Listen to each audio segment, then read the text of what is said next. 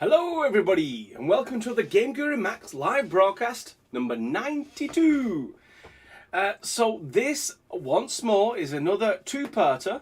First part of course is giving you a little demo so you can see a bit of eye candy, and then the second part is the Q&A where you get to ask, I get to answer, you get to ask some of your questions. Now, if you want to ask questions, just pop a question mark at the end. But before we get to that, I absolutely need to find out if everyone can hear the sultry sounds of my voice. I have a chat window that's opened up on a screen that you cannot see. And I'm looking for the first person. It's already in. And then we have a winner. The winner is Tom. We can hear you, Lee. Great. The reason I keep asking that, and I know it's not something that's normal amongst YouTube streams, etc., is I'm never quite sure, even after now to do broadcasts, whether I'm going to spend the next 30 minutes talking to myself. So thank you very much. You can hear me. That is great. Let us move on to the first thing. And the first thing is, this is split into two sections. This GameGuru MAX live broadcast starts with a demo, and the second part is a Q&A. That's where you get to ask your questions. And I am fortunate enough to be joined by my team, some of my team, to answer those questions right away. The questions that cannot be answered, and I guess the answer is locked in my head, those get repeated in the second part. So please ask the questions as soon as they occur to you. Most of them will be answered, not all of them. If you really want your question to be answered, get them in early. Because this, let me just switch... Let me just switch off Steam. Reason is, I've figured out there's a sneaky way you can get secret messages into my live stream by knowing when I'm broadcasting and then post some sort of private message through Steam and it pops up on my screen. So I switched that off. Fortunately, I'm not using Steam. We're using the non-Steam version so you can see the software as it happens. So let's move on to the first segment, which of course is showing you a little demo. Now, it's been the theme for a couple of weeks now, and we're not letting loose on the theme, which of course is a new demo. This demo is called Bounty. You can see because you get a nice little new strapline. We've been doing this for a couple of weeks now, so this is, again, this isn't a level that we created. This is something that has been submitted by the community. We liked it a lot, so we added it to the official product, of course, with permission. So I'm going to show you this, and then after this, I'm going to show you a couple of other things, and then we'll get on to the Q&A. This isn't a very big level, but if there's lots of sound effects that kind of get in the way, I apologize. I'm just going to turn the sound up a little bit. First time we've seen this, video. As soon as you start the level, you get actual video intro. This is production value, guys and gals. This is great. So, see, we're starting a glade, a little bit of rain. I'm going to run through this, and because of the sound effects, I'm going to shut up for a minute and get to the end of this level. As I said, it's not a huge level, but you get an idea of what is achievable. Right, you go. There you go, that was easy. Collect his ammo. And we'll do this level.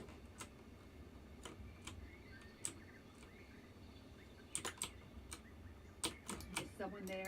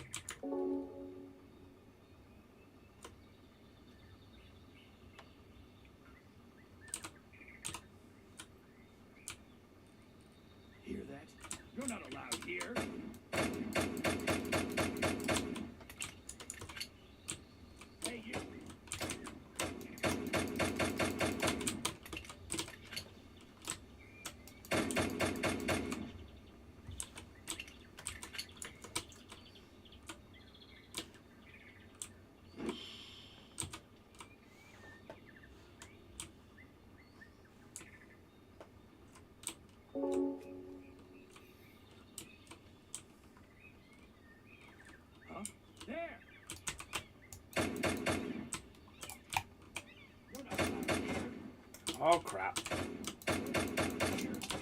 Run! Too late. Fortunately, we have a checkpoint. You're not allowed here. Yeah, well, let's see about that. Right, we won't see about that. Oh crap. Reload.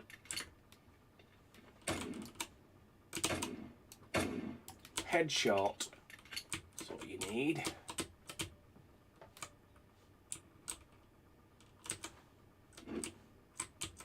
Yeah. If this game relied on only having one life, I would have failed this by now. But as I said, it's a short level. This is the end. That crate over there was the objective. Did you watch the video? I skipped through that. I apologise for that. But that is the end of the level. That's the objective complete. As you're familiar by now, you've watched regular of these broadcasts. These demos that I'll show you here, they are not full games. I mean, think about it. We're a game maker. We're not a distributor of entire games. So all these are examples, different ideas that have been pulled together to form a little demo of a game that you can play lots of different styles of. And the one we're going to release this Friday, for those who haven't got the date in their calendar, is called Bounty, and you can play that, and then you can load the level using the edit game button and pick it apart. Now, normally that will be the end of the demo section, but I also want to mention that since the launch on the 25th of March, we have indeed been looking at the community responses, conversations on Discord, the reviews, and one thing that's come to light is that we really need to ramp up on the bug fixing. We wanted to bring you tiny and little and big features like swimming and then full-on VR and RPG, but we've since realized that we really do need to knuckle down on the bug fixing. And not a knee-jerk reaction, it is a full-blown team response. The entire team has now been switched to bug fixing. All of them. Every single person is now on a mission to fix as many bugs as possible, including me. And so everyone's got their own responsibilities, areas of speciality that they're very good at. Mine is object placement. Well, there's a lots of things, but the one that I felt everyone's going to be affected by, and something I can do something about this week, ready for Friday's update, is object placement. And I just want to show you a few things. It's not comprehensive, just a few things just to wet your whistle. Now I click this object. Anyone who's using standard user mode won't ever see this, but we have an F1 key. Press F1, it goes away. Press F1, it comes back. What is that, I hear you ask? This is the, let's call it the standard way that 3D modelers manipulate objects. It's called a widget. So you can move it around like so. You grab, you move it around on the XZ plane.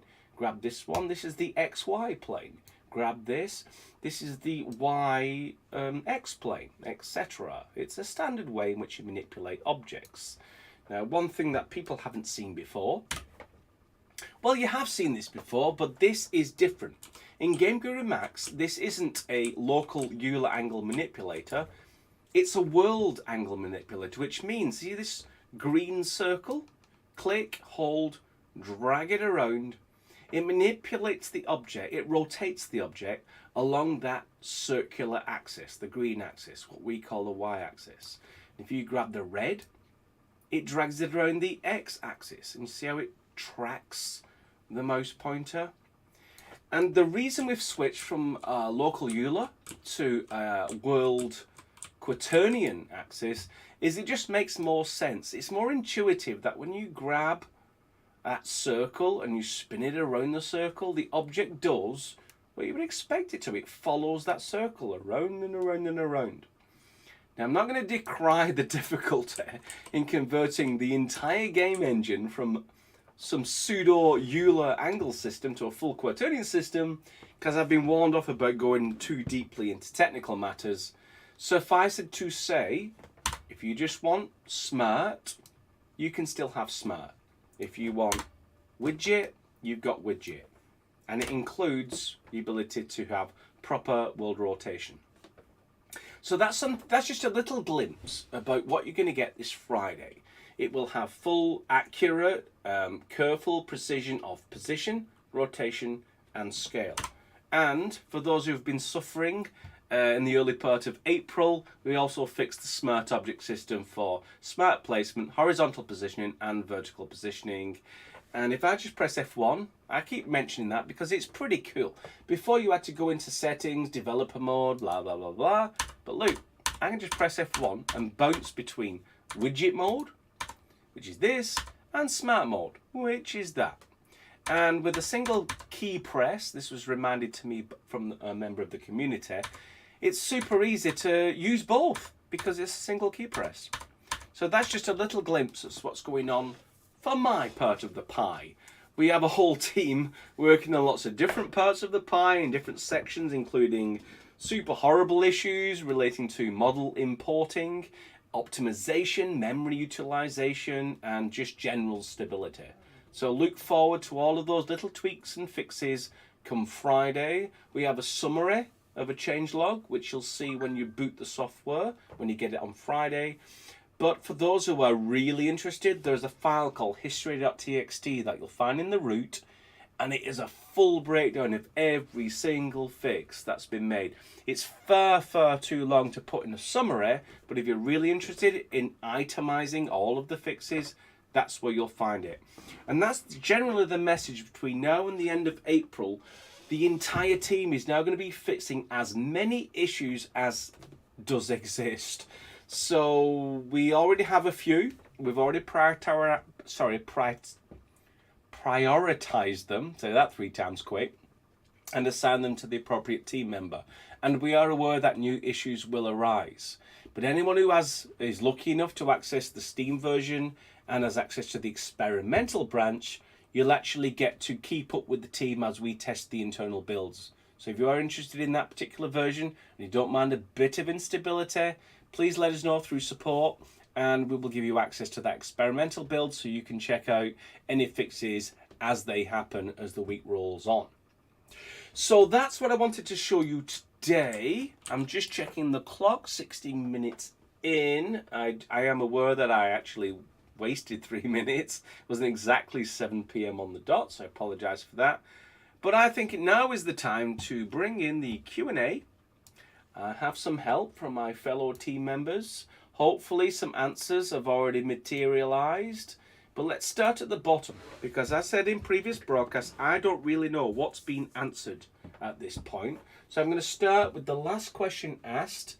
And if my fellow teammates can repost any questions that did not have any answers, happy to answer those as well. So the last question mark in the live chat right now belongs to Old Gamer. What is the link to the Aztec DLC? What is the link to the Aztec DLC? Well, the Aztec DLC is we're calling it the Game Kit. It's basically a DLC that comprises a minimum set of assets that allow you to create a game in the Aztec theme. And rather than just being a big dump of 1,000 buildings or 1,000 characters or 1,000 miscellaneous objects, it's all the different bits, all the different game elements you're going to need to create a game in that style. So you want to make an Aztec game, you're going to need characters, you're going to need weapons, you're going to need scenery, you need things you can collect, things you can switch, doors you can open. You get the idea. So that's basically what the Aztec DLC is about. And yes, there is a link to some of that functionality, not necessarily the assets, but the functionality materializing in what we call the Steam experimental branch. Don't worry about that right now. That's just so our internal team and other testers can check it out, make sure that it's absolutely solid for when you actually get it officially. So hopefully that answers your questions about what is this Aztec DLC we speak of. Okay, looking for a new question mark. This is the next one. It comes from Zach as a repost probably. What happened to last update as I didn't get it? Did anyone else get it? The last official public update was 2022-04-08. So that's quite a while ago. That's probably about 12 days ago. So if you're thinking about there's a newer update you'll be thinking about what's called the Steam Experimental branch. It's available if you've got the Steam key, so you can get access to it, but it is in progress. It's what our developers use to test pseudo-publicly builds that we have. But the last official one was 20 or 22 or 4 or 8, which is April the 8th. We are releasing one this Friday, which will bring that number up quite a bit. So please do check that out, and it will include quite a lot of fixes, I will guarantee, because remember, we've been fixing constantly since the 8th, and it's now the 20th, so you're going to get quite a lot of a changelog come Friday. Now, this is from Al with his gazillion question marks. Thank you for that. I definitely noticed that question. Here's the question. I followed the broadcast about using the visual logic to make custom behaviours for Zombie. The behaviour seems to become default for other characters.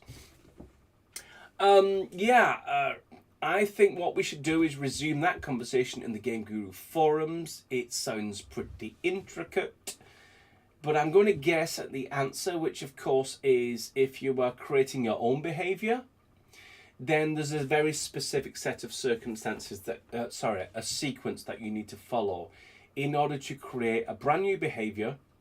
And it's a little bit weird right now because it's still work in progress, still in development, where you have to create the behaviour and create something, then leave and then go back into test game, re-enter the behaviour editor, and then your new behaviour is waiting for you, and then you can populate it. It's a little thing, but yes, it can definitely confuse. And perhaps an article could be created to help you along the way, but I think a better idea is that we create it so we can create a new behaviour, create some logic for that behaviour, instantly run and see that in your objects and your characters. So bear with us on that. There is more to come, including potentially, in fact most likely, a whole new UI for the behaviour editor, because it's a little bit programmer art, and that's just my own opinion. And I think we can do a lot better in terms of intuitive ways to allow you to edit logic. Next question. These are 6 question marks from Monkey Frog Studios. Any approximate ETA on the guide for getting your own characters and weapons into Max? Funny you should ask that. We have actually been working on... we have been working on a new weapon system. The upshot is we separate the hands from the weapons. So you can keep the hands, you can customize the hands, and then you can plop any weapon you want into those hands. You don't have to worry about animation. We've already created animations for it. That's the general gist of it. And because of that work, there's no point us documenting the old way of creating weapons when there's a whole new weapon systems on the way. So we're going to finish that work. We're using the Aztec game kit as our sort of dry run for that new system. And once that's in place and we know the full extent of the customizable options, then an article will ensue to document that and allow you to create your own weapons. And it's not comprehensive. You know, you still need to be a super technical artist to do the full range of what you've seen in the past. But we will be opening the door to make it a little bit easier, at least to create, say, static weapons. So you could say have a hand animation, which is melee, and then just drop anything in. A stick, a lead pipe, a crowbar, whatever it is. And it doesn't necessarily need to be fully technically orchestrated. You just have to position it within the grasp of that hand, and you've just created your own weapon. But I don't want to go too far into the future, just giving you a hint as to how it will evolve. As to guide for getting your own characters in, another great question.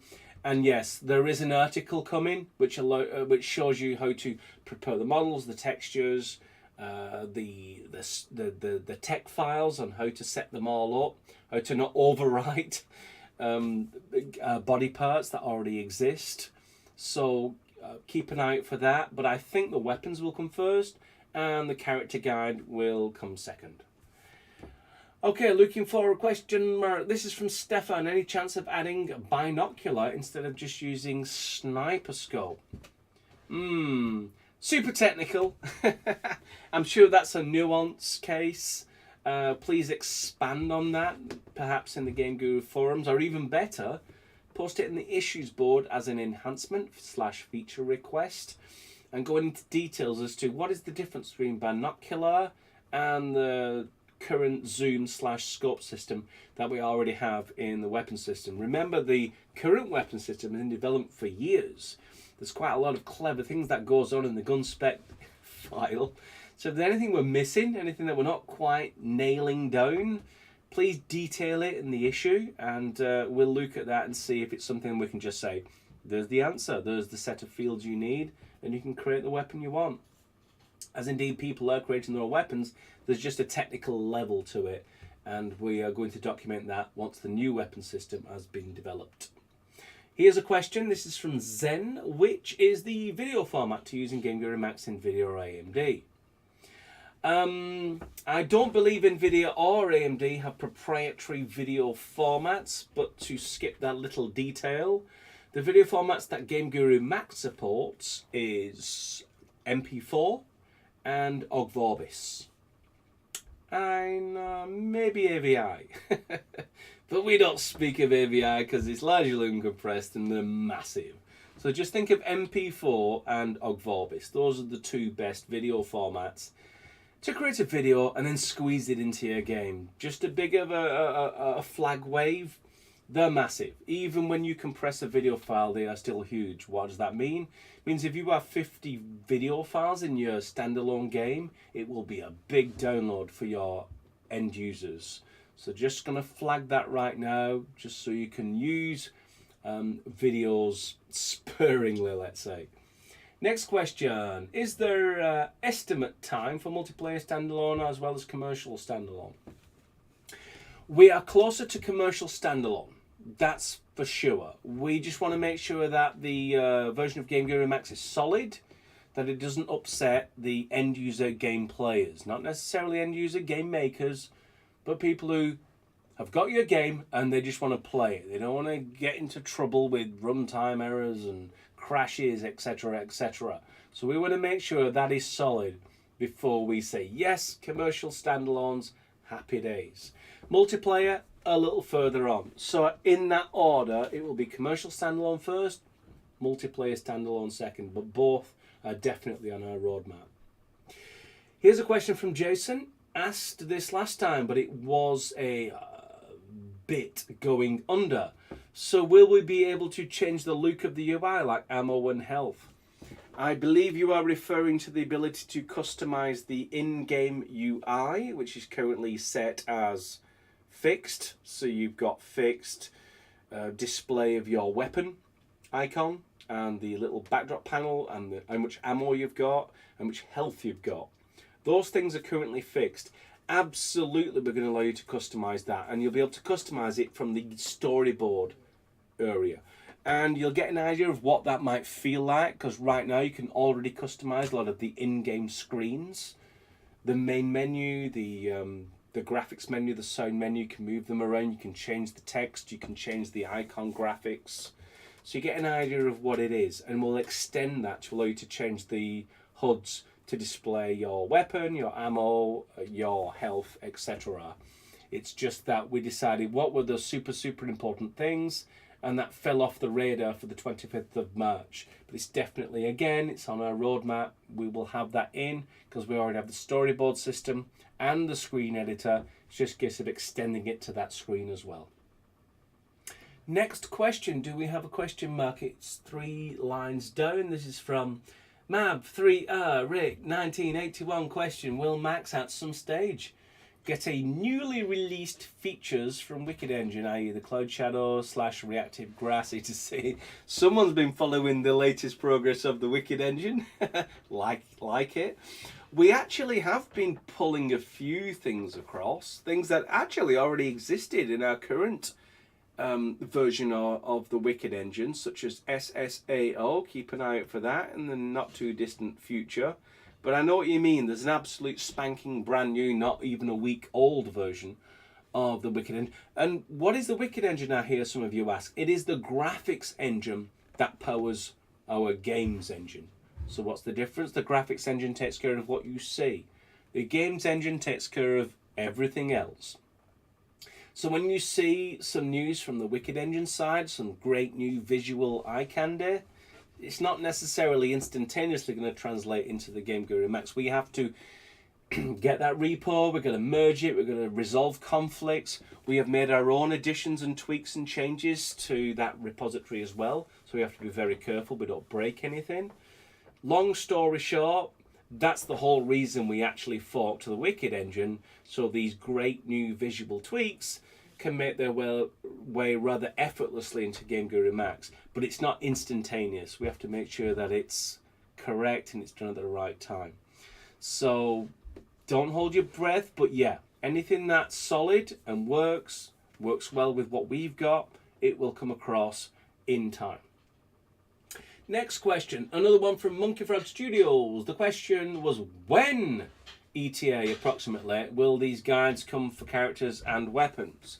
There is no official ETA on the when of these two guides. All I can say is that weapons will come first, characters will come second. I apologise if I can't give you any more accuracy at this time. And the next question is from 3Com. Hello 3Com. Some chance to have a World War II characters and stuff DLC. Well, I'm privy to seeing sort of the backroom documentation of the whole team and the management of what we're thinking about, what we're planning, what's closer, what's far away.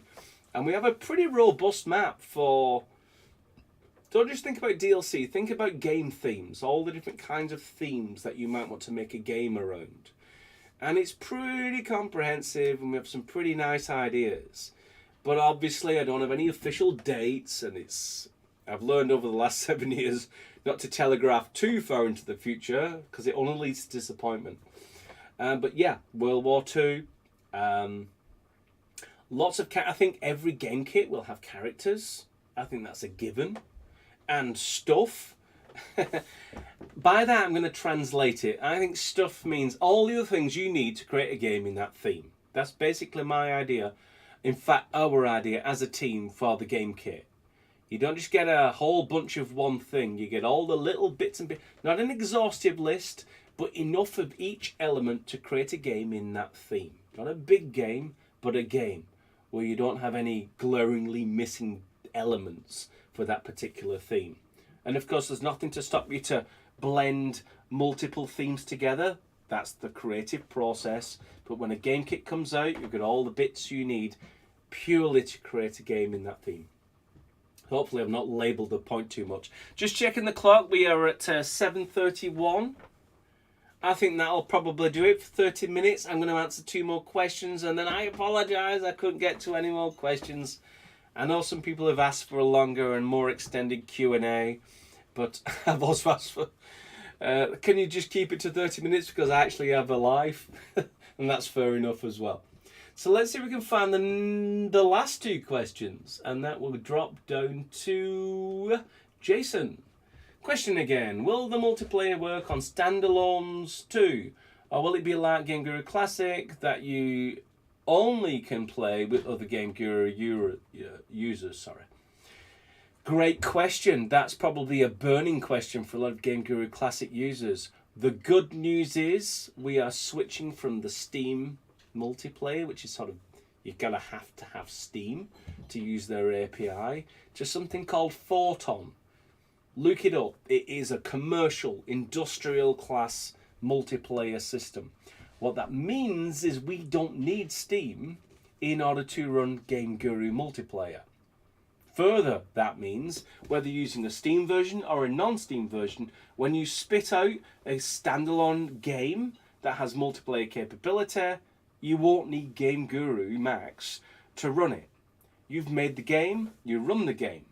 You share your game executable with your friends, they run the executable, and those games join up and you can play multiplayer. You don't need to be owning GameGuru MAX, you don't need to be running Steam when you do so. But like I said before, other things are taking priority, but yes, you will definitely have the ability to run your multiplayer games outside of any restrictions or framework. And the last question goes to Tom. Congratulations, Tom, and this is it. Will you add any new video tutorial to the hub for things like creating your own behaviors or creating your own Lua script? Absolutely. We started with what we considered to be the most essential for a brand new user, and those are the built-in tutorials that you see right now. But I absolutely agree, there is, beyond that first level, you can drill down into a lot of features, and you're right, there's a lot of detail in a game maker, a lot of details that aren't immediately obvious, and we felt from a very early day that the best way to do that was video tutorials, context-based video tutorials. So when you're in that section, you actually see the video, not just a video, a drop-down menu with all the videos covering that section. We absolutely intend to drill down and give you those sorts of details. But what you see right now in the hub is just that top level. You know, what is the storyboard editor? What is the level editor? How do you save a standalone executable? How do you use the terrain system, the object management system, etc. But we do intend not only to drill down into different sections, but expand on the sections we've already started. So hopefully that gives you some peace of mind that more is to come. And of course, we'll still post them on our YouTube channel, so you can check them out there as well if you don't want to go rooting around context-wise within the software to find these. And of course, as you've already spotted, the hub just lists out all the built-in tutorials if you just want to learn it all in one go before you start using the software. So thanks for all your questions. I hope you enjoyed the demo, and I look forward, and our team looks forward, to bring you a slew of bug fixes over the next couple of weeks. We certainly plan to release an update on Friday. Beyond that, it's not decided. We could actually do an update next week, maybe 2 updates next week. It's literally not been planned. If we feel there's an update scheduled, we'll do it. We'll get that update out to you so you can play with it, make sure that the issues that you found and reported are fixed quickly, and you get your hands on it and you can move on and start creating your game. So thanks very much for all your questions. I hope you enjoyed this broadcast. As I said, there's an update this Friday, and I will be joining you again next Wednesday at 7 p.m. GMT. Thank you very much, my teammates who helped answer a couple of the questions earlier today, and we'll do the same all over again next week, and I hope to bring you more news of many fixes that we're going to do in the next 7 days. So until then, thanks very much for your kind attention. I'll speak to you all next week. So until then, goodbye.